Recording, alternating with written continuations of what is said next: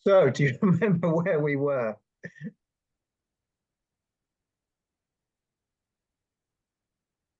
I think I have a Well, mass basic. media emphasizing the human, Yeah, and also uh,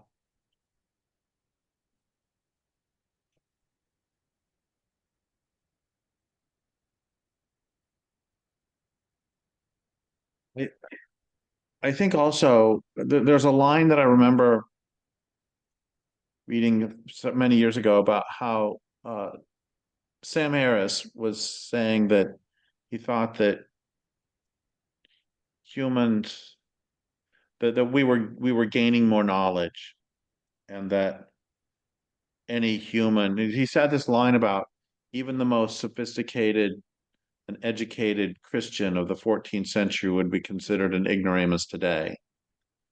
And I ripped him apart for that. good. I was And going to say. one of the things that I argued, and it's going to come back to our main topic, Yeah, one of the things I argued was that we have done essentially is sort of outsource knowledge.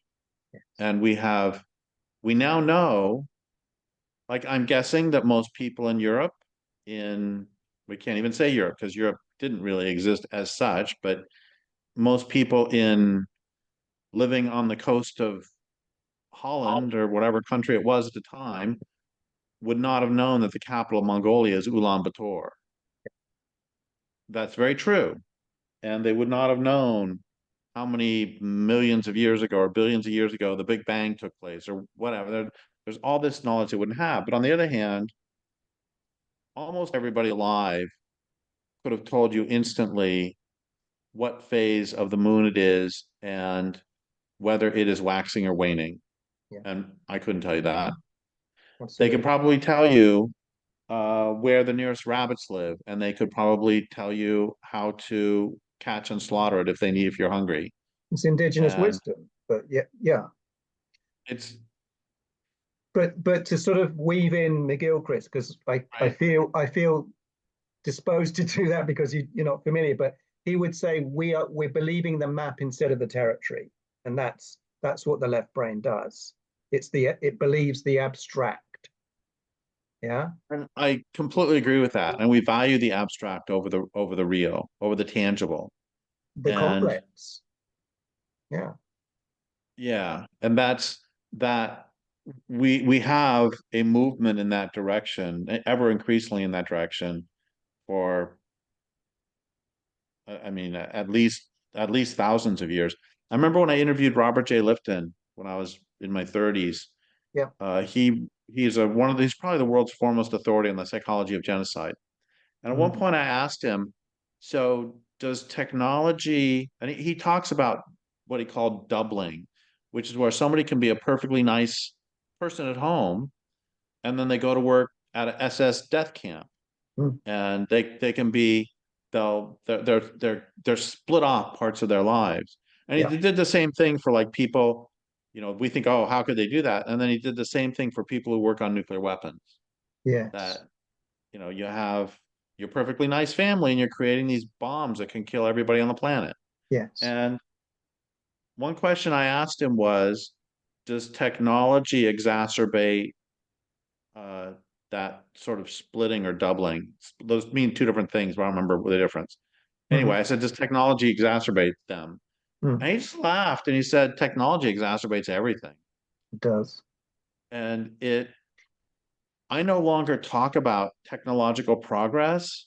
I talk about technological escalation, yes. because what technology really is the ability to uh, control at a distance. Absolutely, and need look what's happening in Palestine, and it's AI is making the decisions about how to conduct the genocide. It's a terrible, terrible historical precedent, but technologically assisted. Oh, Um, it's pretty funny. I wrote my book Welcome to the Machine back in 2003 or something, and it is my most out of date book because it was about surveillance and control. yeah, And at the time, I remember I wrote that book because I had read about these weird things called predator drones, and I was horrified at the ability of somebody to sit somewhere perfectly safe and kill at this tremendous distance Yeah. with, I mean, I don't, I'm not going to valorize any sort of war, but at least when you have to risk your own body, there's that brings, and when you have to, so it's very interesting. World War II is such a great example of this. Actually, the Holocaust is a great example of this, Mm. that many of the technological innovations that they put in place, like the mobile killing vans, were put in place because of the rampant alcoholism among the Einsatz group and among the killing squads. Yeah. That it was so.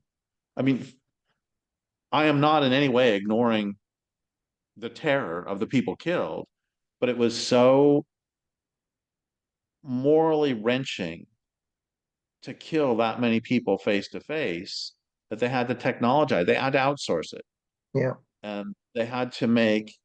Uh, First, they used vans that they would hook the exhaust back up into the back of the van.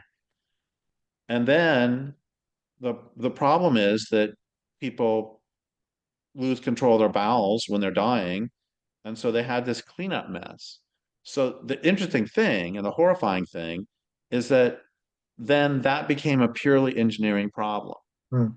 Mm. Mm. of how do we design a van that will separate the liquids from the solids Mm. and to automatically remove the liquids.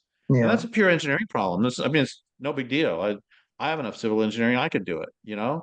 But And the don't you thing think that, is, sorry, the, you go the, on. Yeah. the point I'm getting at is that that's a term that was used by some people to describe that is instrumental thinking. Yeah. And I think this comes back to your left brain, right brain stuff. It That you would definitely probably does. say that the left brain is instrumental thinking. Yes, it And is. this doesn't just apply to the Holocaust 80 years ago. This applies to everything. We make stuff. It's like I've been thinking about the gain of function and just how absolutely insane that is. And they say, well, we're doing it so we can fight it. But it's absolute arrogance to think that you can A, do this and B, not have any mistakes. I mean, it's just waiting to happen. And it's not I even don't know. conspiracy theory. I'm not going to pretend with my left brain. I don't know what the gain of function is. Oh, that's where they take uh pre-existing viruses or bacteria and they improve their deadliness. They make them more deadly All so right. that they can practice on them Yeah, and yeah, yeah. pretend and do simulations. And it's absolute madness. It is. And it doesn't matter what we're talking about. There's this great line after Bhopal where they had, thousands of people are being poisoned, and one of the activists said, "You should not be able to make a poison for which there is no antidote." And all this ties back together because in when I was learning science and engineering, Yeah, we were learning instrumentally. We were learning how to build a bridge. yeah. Nobody ever talked about should a bridge be built. Yes, exactly. They would talk about how to build a dam, but should a Yeah. dam be built? And that instrumental thinking, I mean, I have a relative who was working for a while on some weapon systems, and I understand that arms races happen. I'm not naive, but that doesn't alter the fact that making things because you can is not really a way to live to end up with a living planet. There's no moral attention. That's you know. Well, and this takes us back to Mumford, where Mumford It talks does. about the authoritarian techniques Yes. and the techniques, the technology is actually being in charge. And Yeah. I know that sounds silly, but the way I always say this is, are cities designed for cars or humans? Yes. But no, Or we talk about, oh my gosh, the fossil fuel industry is killing the planet. Oh my gosh, global warming is so terrible. mm. It's like, yeah, so stop it. It's like, who's in So, charge? so The actual technologies are in charge. this Otherwise, connects. we could just stop them. Yeah. So I think this is metaphorical of the media in general, and especially social media, because what's happening to the brain, the more media we consume, is that we're actually out with our conscious and unconscious control. We are being taught that actions don't have consequences. So the more time you spend in a virtual reality, your brain is just cutting loose of evolution, really. And, and Well, this is why we're peaking mental health problems. that's certainly one reason. And just an example of this is, I mean, if I didn't yesterday, but sometime within the last week, I have played the computer game Left 4 Dead 2, in which I shot a whole bunch of zombies and then I ended up getting killed. But you know what? I'm still here. There's Exactly. no This is the there's thing. there's It's there's related no to what we're talking about yeah, new weapon absolutely. systems. And And also the fact that there's no consequences. yeah, yeah. I got killed, but all I do is restart. And And I think about also that it's a addictive. lot. It's going to the part of the brain that's addictive. You just want to keep on doing it. You can't, don't forget the Silicon Valley 60s guys that wanted to change the world with the internet. They started off with relatively moral intentions before it became completely monetized.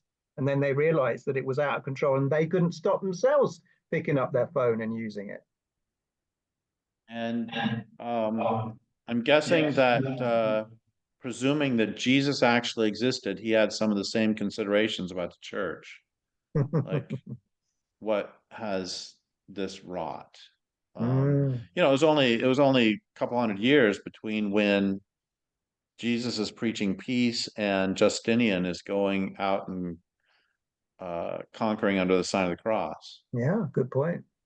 Absolutely. Um, Plus ça change. So yeah, so do you think this is a stupid grand question, but I'm going to ask you anyway. I did want to ask you a little bit more about mental health and the media, but before that maybe, do you think there's a lot of scope in me spending the next, my next few years, like trying to write about all of this and trying to teach a kind of media literacy that will get people to realize more what they are losing and what is at stake? Because what I like about McGilchrist's work, and it's not just McGilchrist's work, it's also Mumford, is that it simplifies the ideas enough for people to get them quickly and then to be able to use them and test them themselves. why on earth would I say it's not worth your time? Well, it's just because I respect what you've done. I'm not much younger than you, and I respect so much what you've done with your life so far that I'm looking up to you, and I No, I I wasn't trying to make a quip. It's like, no, this is a serious question. It's not a rhetorical question. Why would no, I tell you no? What would be a reason that I would tell you no? because I suppose part of the answer to that, Derek, is I think is because I do have a lot of time for your kind of like I woke up this morning and I thought, should I blow up a dam? You know, I've got a lot of time for that. And it's like, maybe is it naive to think that people can change their habits that would actually help save the world?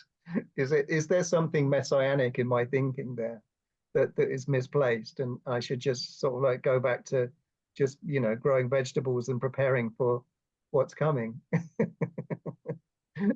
You know what I mean? Well, I don't. I love the line by Lier. if there's anybody left 100 years from now, they're going to ask what the fuck was wrong with us that we didn't fight like hell when the world's going down. I And agree with that. and I don't I don't think that withdrawal is an answer. Mm. I think I I don't I have part of the problem, and this is strange being somebody who's a writer. I don't think I don't think that uh our discourse is fundamentally reasonable. And I don't think that reasonable discourse, I think that our primary use of sentience is to do whatever the fuck we wanted to do in the first place. And we rationalize in multiple ways, rationalize like rationalizing behavior. Yeah. Another meaning of the word rationalize, and I'm saying this because the whole left brain stuff you're talking about, another meaning of the word rationalize, as in uh, Frederick Winslow Taylor's I think it's Frederick Winslow Taylor's, rationalizing processes, that you exclude every irrelevant thing. And that's what the scientific method is. If you want to figure out something, you reduce all the variables to one. Another way to look at that is rationalize and process. Another way to do that is ignoring everything else and ignoring the entire world except for this.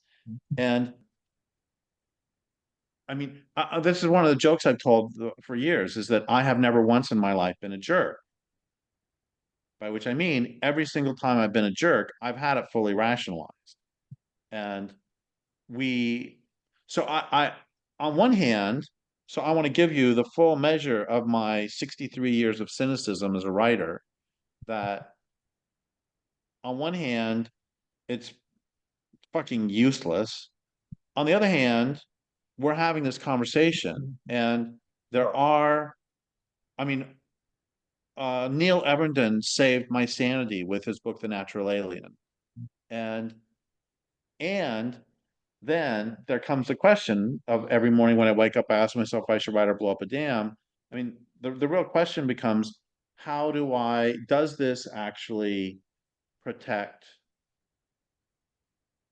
wild nature? I think our primary job at this point is to protect as much wild nature as we can until there's a collapse, Yeah.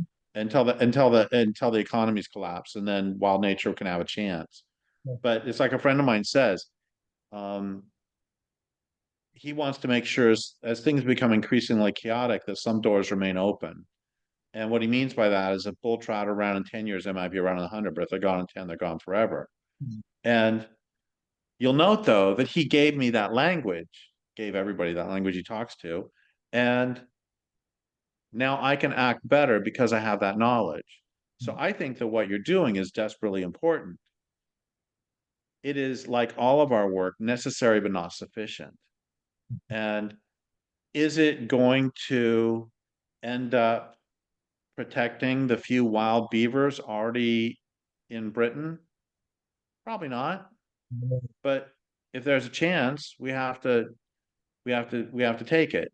And then we come back to, it's where, from any conversations I've ever had with you, it's been clear that this is something that pulls at your heart. And Yeah, you, not sure so why. Yeah, you're right. But Yeah. it does. I mean, this is the same conversation we've been having ever since you first. You've noticed. And yeah, and so of course you You're should do calling me it. boring. And what? Are you calling me boring? No, I'm Fine, I'm saying that joking, I'm joking. you're one of those lucky people who has a calling. And Yeah, it's funny you should and say. Yeah, I mean, my calling is teaching. I love teaching. I love being. I mean, I used McGilchrist's ideas to talk about media this year in SOAS, and so some of the students got very excited about it and just said, "You really not just changed how I look at the media, but how I look at the world." And of course, that's a lovely thing, and maybe that's my calling. That's fine, and that's enough. and there's But no and there's nothing wrong with adding writing on top of that. yeah, yeah, yeah, yeah, yeah. But this is yeah. but I don't want to get into that because my SOAS situation is somewhat insecure at the moment, but that's out with my control. But yeah, there is this sense of, because maybe the last thing just to talk about, and then I'll release you, is to do with mental health, because I sometimes think that it's really unhealthy, my drive to do this, and maybe it's just to try to it's try to, I don't know what it is. It's like maybe you can't know. You just have to go with it. It's completely irrational. But I'm thinking, why why do I have? It's not that I want to be successful per se. I don't want to be like, write a great book and just sell it and completely sell out. In fact, I'd rather not write anything if it's that bad. But I do have a sense that I've got something to say that will be useful, and I haven't said it yet. And I think that's what you're maybe perceiving. But Well, anyway, there's that. is There's it just because also, I'm really fucked up? I, I love the line by Charles Johnson about how what a writer thinks, a real writer thinks is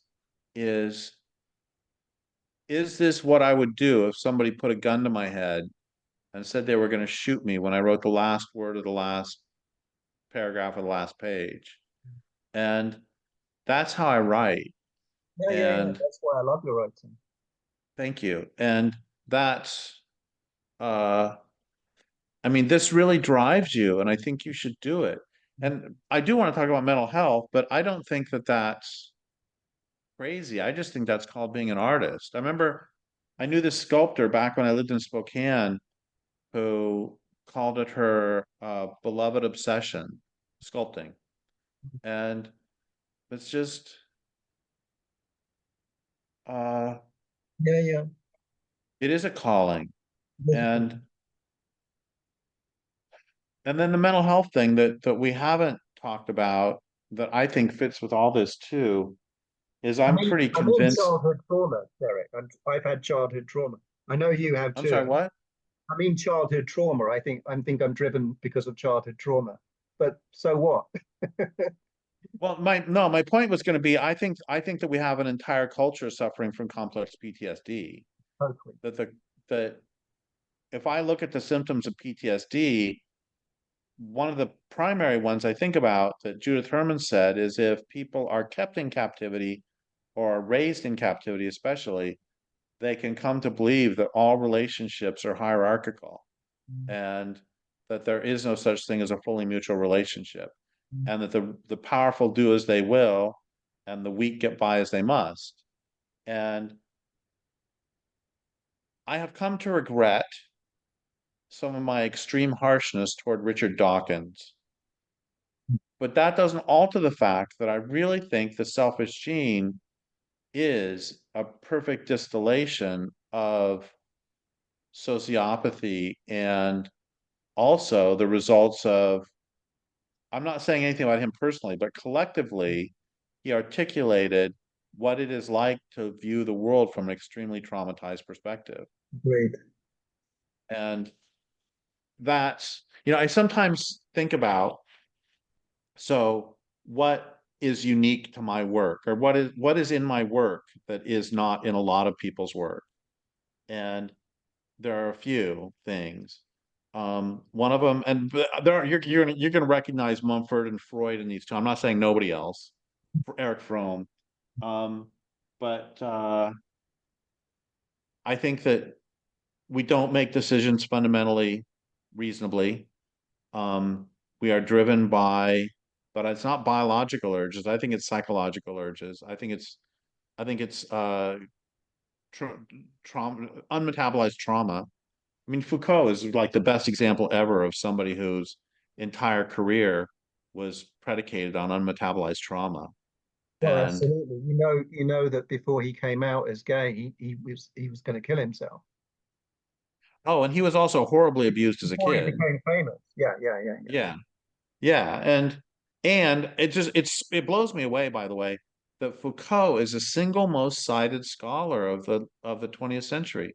Like, it's not Freud, it's not Jung, it's not William Shirer, Rise and Fall of the Third Reich. I mean, it's just the single most. And also, I don't have a problem with the existence of people like him or Desaad, because one example I use of this is Guy de Maupassant ended his life eating shit because he had syphilis. And he had, I mean, there are people in the world who get profoundly fucked up. And I don't even judge them necessarily. The problem is that when they end up the single most cited scholar of the 20th century, I mean, it's the fame given to them. It's the no, it's not the fame given to them. It's that they so well represent, they manifest cultural desires so perfectly. So that's another part of the media, is it's a self-reinforcing cycle of of us having, well, I don't know how to say it better. It reinforces, Manufactured consent. yeah. It manufactures a consent and then reinforces it. Yeah. And the whole thing, I don't want to get too heavily into this, but the whole thing with the trans issue is just so extraordinary, because how how abstract do we have to be able to just nonchalantly say her penis. He raped her with her penis. She raped her with her penis. Like, uh, and that's the same thing, by the way. That's also the same thing. Valuing mind over body. What I think is more important than what is. It's kind of dysmorphia, isn't it? Well, and it's also the belief. Tony, that's enough. Tony, Tony.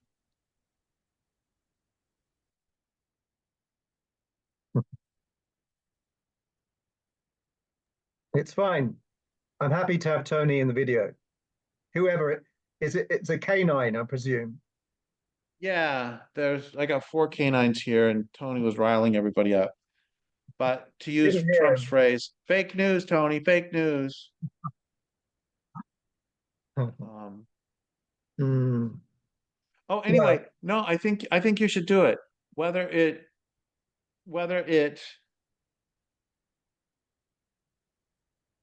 I also look at a lot of these as, I did. Do you know about my essay Beyond Hope? It's fine if you don't. I don't think I've read that.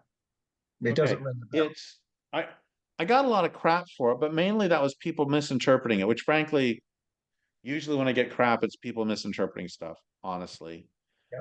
Um, but in this case, it really was true, the misinterpretation. Beyond Hope is about how I think that, well, first off, there's false hope. And false hopes we should be ruthlessly eradicated. Except if you're completely powerless. Mm. If you're completely powerless, then, like, I had students in prison who converted to fundamentalist Christianity because they're in prison for the rest of their lives. And so it's like, God, I hope there's something afterwards that's good. I totally see how that's functional. Yeah. And also I had students in prison who are like, yeah, I'm working on my what's it called? When you do my appeal. I'm working on my appeal. Everybody knows the appeal is going to go nowhere. Yeah, yeah. But I mean, they're completely powerless. Give them some hope. Great. But Okay. I'd like to compare that with what is actually going on in the world. The idea that we can use AI to live forever and merge with machines. It's just as stupid and Yes. Yeah. So false hope should be ruthlessly eradicated. In this essay I say, and it was the false hope that my father would change that kept her with my father. One of the reasons. Okay, but then there's also hope itself, and everybody says I gotta have hope. I gotta have hope, but that's I was bashing hope at a talk one time, and somebody in the audience shouted out, "What's your definition of hope?" I was like, I don't know. I'm just bashing hope. I have no idea what it means. So we collectively, the audience and myself, came up with a definition of hope. A definition of hope. This is, I think, really good. Hope is a longing for a future condition over which you have no agency. It's That's how we use it in planting everyday. the seed of a tree that you'll never see. What? Planting the seed of a tree that you'll never see grow up. Yeah. And you have no control over it. Once you're dead, when you're alive, you can protect it. When you're dead, who knows? That's it. And that's how we use it in everyday language. I don't hope that I eat dinner tonight. I'm going to do it. On the other hand, the next time I get on a plane, I hope it doesn't crash because once you're in the air, it's completely out of control. So when people say, I hope that salmon survive, what they're saying is they have no control. I'm going to get to this more sophisticated in a second. And what salmon need to survive is not hopes. What salmon need to survive is for dams to be removed, industrial logging to stop, industrial fishing to stop, the oceans not to be murdered, and global warming to stop. Those are tangible things. And it's still a little bit confusing because, like, I was bashing hope at a talk one time, and Terry Tempest Williams came up to me afterwards and said, so are you saying I can't hope my brother survives his cancer? I said, no, I'm not saying that at all. What I'm saying is you can't stand there with car keys in your hand and say, I sure hope you make it to the hospital. So really or like this, it's so funny. I did this my mom was in a talk I did, and I said, look, when I was a kid, if my mom would have said, clean your room, and I would have said, yeah, I hope it gets clean, that's a complete we all know somebody has to clean the room. And my mom was in the audience, and I just stopped my talk and I said, Mom, what would you have said to me if I would have said to you, I hope the room gets clean? And she immediately responded, I would have said, you better hope the room gets clean. And and a different kid was in the audience and he shouted out, somebody has to clean the room. It's like, that's it. That's the whole point I'm making with that. But then, okay, so we're clear on all that. Yeah, But then, so people get mad at me saying, how can you take away hope? And it's just, I'm trying to be clear on what we do and don't have agency over. I You agree with can't you. actually say, I hope that my book gets done because you can write it. You can say, I hope I don't get hit by a bus before I finish the book. That's legitimate. Yeah. Anyway, so there's one more thing, and then I'll be done Yeah. with this, which is that so this woman wrote to me and said that she understood what I was saying with that, but she said, I do believe that there is a role for hope and for prayer. And I said, I don't disagree at all.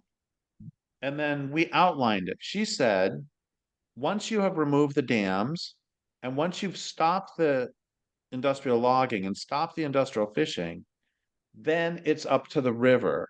And you have to hope that the river accepts the prayer of your actions. And then the river and the salmon do their parts. And I love that. So what you can do is you can offer the prayer of your book, and then you have to hope it makes some difference.